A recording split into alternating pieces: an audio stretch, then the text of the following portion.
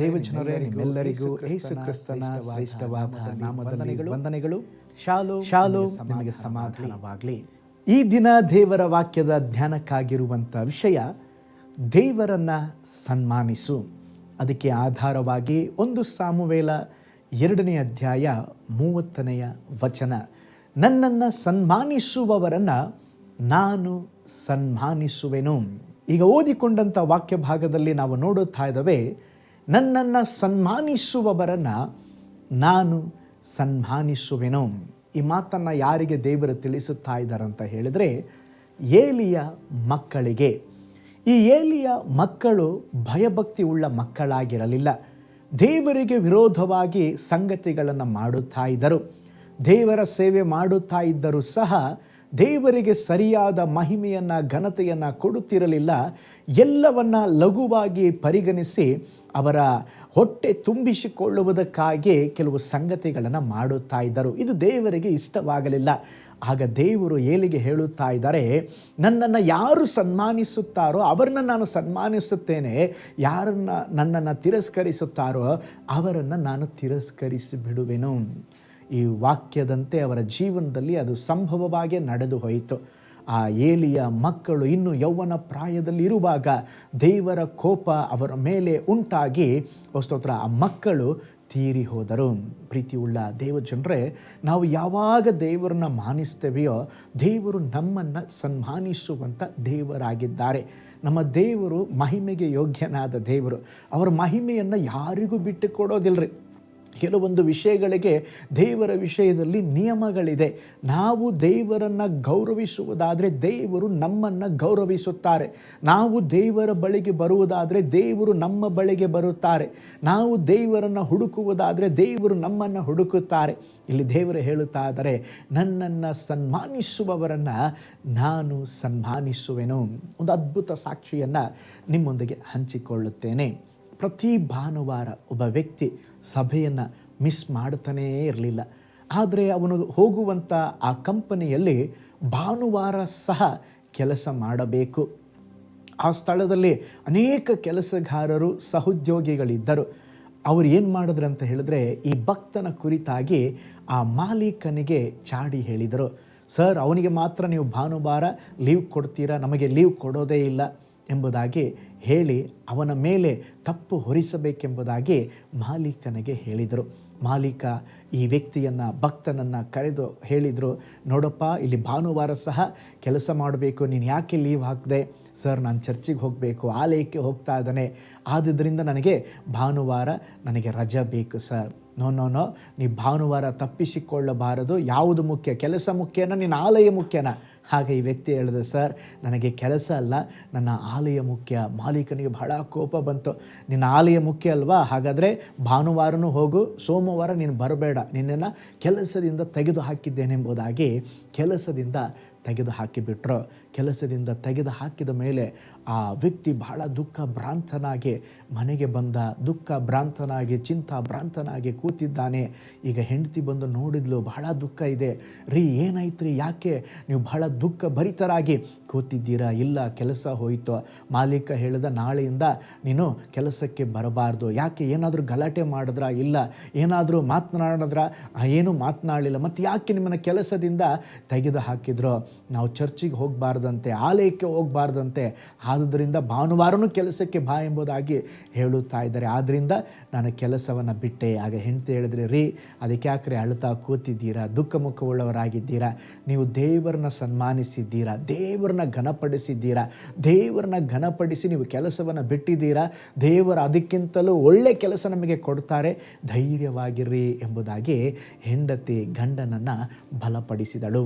ಅದು ಮಾತ್ರವಲ್ಲ, ಇಬ್ಬರು ಮೊಣಕಾಲ ಹಾಕಿ ಪ್ರಾರ್ಥನೆ ಮಾಡಿ, ದೇವರೇ ನಾವು ನಿಮ್ಮನ್ನು ಸನ್ಮಾನಿಸಿದ್ದೇವೆ, ಈಗ ನಮಗೆ ಕೆಲಸವಿಲ್ಲ, ಒಂದು ಒಳ್ಳೆಯ ಕೆಲಸವನ್ನು ಕೊಡ್ರಿ, ನಮ್ಮ ಕುಟುಂಬವನ್ನು ನಾವು ನೋಡಿಕೋಬೇಕು, ನಮ್ಮ ಜೀವನವನ್ನು ಸಾಗಿಸಬೇಕೆಂಬುದಾಗಿ ಹೇಳಿದಾಗ, ಓ ಸ್ತೋತ್ರ, ದೇವರು ಅವರ ಜೀವಿತದಲ್ಲಿ ಒಂದು ಅದ್ಭುತವನ್ನು ಮಾಡಿದರು.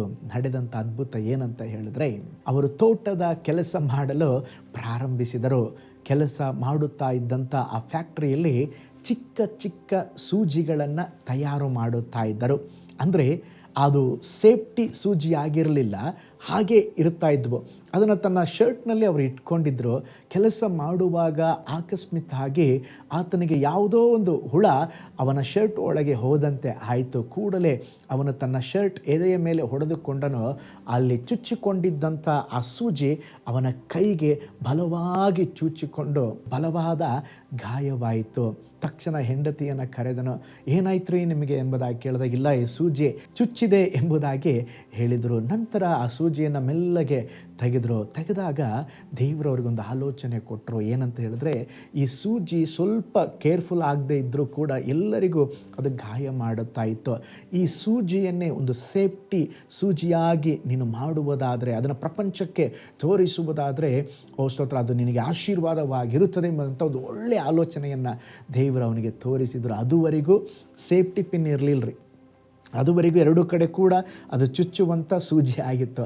ಇವರು ಏನು ಮಾಡಿದರು, ದೇವರೇ ಒಂದು ಆಲೋಚನೆ ಕೊಡು ಅಂತ ಹೇಳಿದಾಗ ಒಂದು ಸೇಫ್ಟಿ ಪಿನ್ಗೆ ಒಂದು ಒಳ್ಳೆಯ ಆಲೋಚನೆಯನ್ನು ದೇವರು ಕೊಟ್ಟರು. ಇವತ್ತು ಸೇಫ್ಟಿ ಪಿನ್ನನ್ನು ಹಾಕ್ತೀವಲ್ವ, ಅದನ್ನು ಚುಚ್ಕೊಳ್ತೇವೆ, ಶರ್ಟ್ಗೆ, ಸಾರಿಗೆ, ಅನೇಕ ವಿಧದಲ್ಲಿ ನಾವು ಉಪಯೋಗ ಮಾಡ್ಕೊಳ್ತೇವೆ. ಅದರಿಂದ ನಮಗೆ ಯಾವ ಹಾನಿಕರವಾಗೋದಿಲ್ಲ. ಅದನ್ನು ಕಂಡು ಹಿಡಿದಂಥ ಭಕ್ತನೇ ವಾಲ್ಟರ್ ಹಂಟ್ ಎಂಬಂಥ ವ್ಯಕ್ತಿ. ಈ ಒಂದು ಆಲೋಚನೆಯನ್ನು ಇಟ್ಕೊಂಡು ಒಬ್ಬ ಶ್ರೀಮಂತನ ಬಳಿಗೆ ಹೋಗಿ ಆಲೋಚನೆ ಹೇಳಿ, ಇದು ಈ ರೀತಿ ದೇವರು ನನಗೊಂದು ಆಲೋಚನೆ ಕೊಟ್ಟಿದ್ದಾರೆ, ಈ ಸೇಫ್ಟಿ ಪಿನ್ನನ್ನು ನಾವು ಆರಂಭಿಸಿದರೆ ನಮ್ಮ ಕಂಪನಿ ಒಳ್ಳೆಯ ರೀತಿಯಲ್ಲಿ ಬೆಳೀತದೆ ಎಂಬುದಾಗಿ ಹೇಳಿದಾಗ ಶ್ರೀಮಂತ ಹಣ ಹಾಕದ ಕಂಪನಿ ಆರಂಭಿಸಿದರು.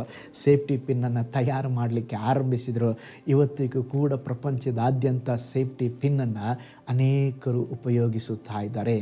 ಒಂದು ಕಂಪನಿಯಲ್ಲಿ ಕೆಲಸಕ್ಕಿದ್ದಂಥ ವಾಲ್ಟರ್ ಹಂಟ್ ಅವರು ಸ್ವಂತ ಒಂದು ಕಂಪನಿಯನ್ನು ಸ್ಥಾಪಿಸಿ ಸಾವಿರಾರು ಜನಕ್ಕೆ ಕೆಲಸವನ್ನು ಕೊಟ್ಟರು. ನೋಡ್ರಿ, ಅವರು ದೇವರನ್ನು ಸನ್ಮಾನಿಸಿದರು, ದೇವರು ಆತನನ್ನು ಸನ್ಮಾನಿಸಿದರು. ಇವತ್ತು ನಾವು ಆಲಯಕ್ಕೆ ಬರುವುದಕ್ಕೆ ಏನಾದರೂ ಕಂಪನಿಯಲ್ಲಿ ಒಂದು ಚಿಕ್ಕ ಪುಟ್ಟ, ಇಲ್ಲ ನಾನು ಭಾನುವಾರ ಬರಬೇಕು, ನಿಮ್ಮ ಕಂಪನಿಯಿಂದ ತೆಗಿತೀವಿ ಅಂತ ಹೇಳಿದ್ರೆ, ನನಗೆ ದೇವರು ಬೇಡ, ಆಲಿಗೆ ಬೇಡ ಎಂಬುದಾಗಿ ಸ್ತೋತ್ರ ಕೆಲಸವನ್ನೇ ನಾವು ಮಹಿಮೆ ಪಡಿಸ್ತೇವೆ. ಆದರೆ ಈ ಭಕ್ತ ದೇವರನ್ನು ಸನ್ಮಾನಿಸಿದ, ದೇವರು ಅವನನ್ನು ಸನ್ಮಾನಿಸಿದರು. ಅದಕ್ಕೆ ಓದಿದ ವಾಕ್ಯದಲ್ಲಿ ನೋಡಿದೆವು, ಯಾರು ನನ್ನನ್ನು ಸನ್ಮಾನಿಸುತ್ತಾರೋ ಅವರನ್ನು ನಾನು ಸನ್ಮಾನಿಸುವೆನು. ಪ್ರೀತಿಯುಳ್ಳ ದೇವಜನರೇ, ಈ ಹೊಸ ದಿನದಲ್ಲಿ ದೇವರಿಗೆ ಹೇಳೋಣ, ಸ್ವಾಮಿ ನಿನ್ನನ್ನು ಸನ್ಮಾನಿಸಲು ನನಗೆ ಕೃಪೆಯನ್ನು ಕೊಡ್ರಿ ಎಂಬುದಾಗಿ ಕೇಳಿ ಪ್ರತಿಯೊಂದು ವಿಷಯದಲ್ಲಿ ದೇವರನ್ನು ಸನ್ಮಾನಿಸರೆ ದೇವರು ನಿಮ್ಮನ್ನು ಸನ್ಮಾನಿಸುವರು. ಪ್ರಾರ್ಥನೆ ಮಾಡಿಕೊಳ್ಳೋಣ. ಪರಲೋಕದಲ್ಲಿ ವಾಸ ಮಾಡುವ ನಮ್ಮ ತಂದೆಯಾದ ದೇವರೇ, ನಿನ್ನ ವಚನ ಹೇಳುವ ಹಾಗೆ ನಿನ್ನನ್ನು ಸನ್ಮಾನಿಸುವವರನ್ನ ನೀನು ಸನ್ಮಾನಿಸುವ ದೇವರಪ್ಪ. ವಿಶೇಷವಾಗಿ ನಮ್ಮ ಜೀವಿತದಲ್ಲಿ ಕೂಡ ಎಲ್ಲ ಕ್ಷೇತ್ರಗಳಲ್ಲಿ ದೇವರನ್ನ ಘನಪಡಿಸುವಂತೆ, ಸನ್ಮಾನಿಸುವಂತೆ ನಮಗೆ ಕೃಪೆಯನ್ನು ಕೊಡ್ರಿ. ಈ ದಿನ ಕೂಡ ಈ ವಾಕ್ಯವನ್ನು ಕೇಳಿದ ಎಲ್ಲ ದೇವ ಜನರನ್ನು ಬ್ಲೆಸ್ ಮಾಡಿರಿ. ಅವರ ಕೆಲಸದಲ್ಲಿ, ಕೈ ಪ್ರಯಾಸಗಳಲ್ಲಿ ದೇವರ ಆಶೀರ್ವಾದ ಇರಲಿ. ನಿಮ್ಮನ್ನು ಸನ್ಮಾನಿಸುವುದನ್ನು ಕಲಿಸಿಕೊಡ್ರಿ, ಆಶೀರ್ವದಿಸ್ರಿ, ಬಲದಿಂದ ತುಂಬಿಸ್ರಿ. ಯೇಸುವಿನ ಹೆಸರಿನಲ್ಲಿ ತಂದೆಯೇ, ಆಮೇನ್, ಆಮೇನ್. ಪ್ರೀತಿಯುಳ್ಳ ದೇವಜನರೇ, ದೇವರನ್ನ ಸನ್ಮಾನಿಸೋಣ. ಸನ್ಮಾನಿಸಿ ದೇವರಿಂದ ದೈವಿಕ ಆಶೀರ್ವಾದಗಳನ್ನು ಪಡೆದುಕೊಳ್ಳೋಣ. God bless you all. ಕರ್ತನಲ್ಲಿ ಪ್ರಿಯರೇ, ಈ ಸಂದೇಶ ಮತ್ತು ಪ್ರಾರ್ಥನೆ ನಿಮಗೆ ಆಶೀರ್ವಾದಕರವಾಗಿದ್ದರೆ, ದೇವರು ನಿಮ್ಮನ್ನು ಪ್ರೇರೇಪಿಸಿದರೆ, ನಂಬಿಕೆಯಿಂದ ಸಾಗುವ ಈ ಸೇವೆಗೆ ನಿಮ್ಮ ಅಮೂಲ್ಯವಾದ ಕಾಣಿಕೆಯನ್ನು ಬಿತ್ತಿರಿ. ಪ್ರೀತಿಯ ದೇವಜನರೇ, ವಾಯ್ಸ್ ಆಫ್ ಹೋಪ್ ಮಿನಿಸ್ಟ್ರಿಯ ವತಿಯಿಂದ ಕೋರಮಂಗಲದಲ್ಲಿ ಪ್ರತಿ ಭಾನುವಾರ ಬೆಳಿಗ್ಗೆ 9:30ಕ್ಕೆ ಕನ್ನಡ ಆರಾಧನೆ ನಡೆಯುತ್ತಿದೆ. ಆತ್ಮಭರಿತವಾದ ಆರಾಧನೆ, ಮನಮುಟ್ಟುವ ಸಾಕ್ಷಿ, ಬಲಪಡಿಸುವ ದೇವ ಸಂದೇಶ. ಬನ್ನಿ, ನಮ್ಮೊಂದಿಗೆ ಭಾಗಿಯಾಗಿ ಕರ್ತನನ್ನು ಆರಾಧಿಸಿರಿ. ನೂತನ ತಿಂಗಳ ಆಶೀರ್ವಾದ ಕೂಟ ಪ್ರತಿ ತಿಂಗಳು ಮೊದಲ ದಿನ ಸಂಜೆ 7 ಗಂಟೆಗೆ. ಪ್ರತಿ ತಿಂಗಳು 2ನೇ ಶನಿವಾರ ಬಿಡುಗಡೆ ಉಪವಾಸ ಪ್ರಾರ್ಥನೆ ಕೂಟ ಬೆಳಿಗ್ಗೆ 10:30ಕ್ಕೆ. ನಿಮಗಾಗಿ ಪ್ರಾರ್ಥಿಸಬೇಕೆ? ನಿಮಗೆ ಯಾವುದಾದರೂ ಪ್ರಾರ್ಥನೆ ಮನವಿಗಳು ಇರುವುದಾದರೆ ಕೆಳಗಿನ ನಂಬರಿಗೆ ಕರೆ ಮಾಡಿ ಅಥವಾ ವಾಟ್ಸಪ್ ಮಾಡಿ. ಈ ಆತ್ಮಿಕ ಸಂದೇಶಗಳು ನಿಮಗೆ ಆಶೀರ್ವಾದಕರವಾಗಿದ್ದರೆ ಲೈಕ್ ಮಾಡಿರಿ. ಇಂಥ ಅದ್ಭುತ ಸಂದೇಶ ಪ್ರತಿದಿನ ನೋಡಲು ಬಯಸುವುದಾದರೆ ಸಬ್ಸ್ಕ್ರೈಬ್ ಮಾಡಿ ಹಾಗೂ ಇತರರೊಂದಿಗೆ ಶೇರ್ ಮಾಡಿರಿ. ಕರ್ತನು ನಿಮ್ಮನ್ನು, ನಿಮ್ಮ ಕುಟುಂಬವನ್ನು ಆಶೀರ್ವದಿಸಲಿ.